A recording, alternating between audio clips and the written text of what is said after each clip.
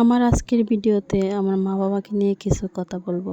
আমার আজকের ভিডিওটা ঈদের দিনের বিকালের। আসসালামু আলাইকুম, সবাই কেমন আছেন? সবাইকে জানাই ঈদ মোবারক। আলহামদুলিল্লাহ আমি ভালো আছি। আমার আজকের ভিডিওতে বলবো আমার বাবাকে নিয়ে কিছু কথা।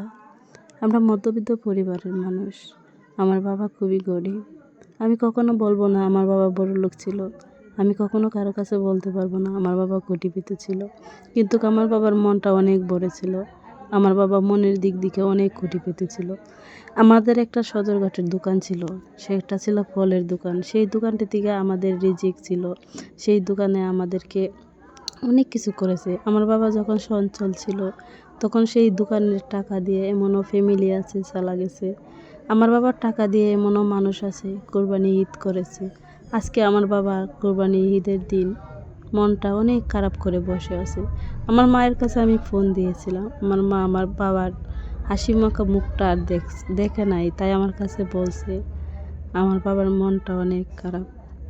আমার স্বামীর বাড়ির মানুষ, তারা অনেক চঞ্চল। আমার স্বামী প্রবাসী থাকে, তারা অনেক টাকা আছে। আমার স্বামী লক্ষ টাকা দিয়ে কোরবানি দিয়েছে, কিন্তু আমার স্বামী কখনো বলে নাই যে তোমার বাবার বাড়িতে 1 কেজি মাংস দিও।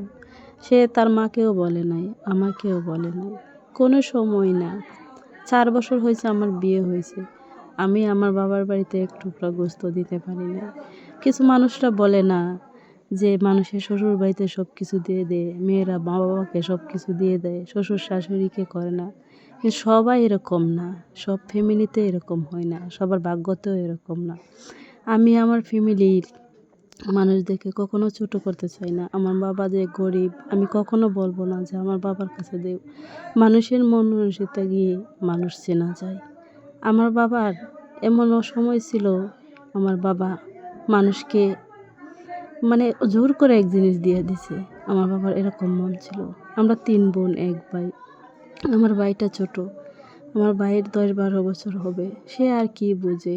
আমাদের ফ্যামিলিটা চলতে এখন খুবই কষ্ট হয়ে যায়।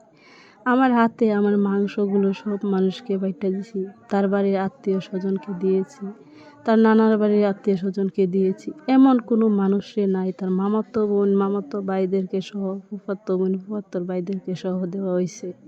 এমন কোনো মানুষকে বাদ নাই মাংস আমি বেটে দিইনি। সবাইকে দিয়েছি, যাদেরকে দেওয়ার কথা বলছে আমি সবাইকে দিয়েছি। আমার শাশুড়িকে নিয়ে আমি এসব করেছি, আমি একা হাতে হরি না। আমার শাশুড়ি বলেছে কাকে কাকে দেওয়ানের, আমি কেজি দিয়ে নেপে নেপে সবাইকে দিয়েছি। কিন্তু আমার স্বামী বলে নাই যে আমার শ্বশুর বাড়িতে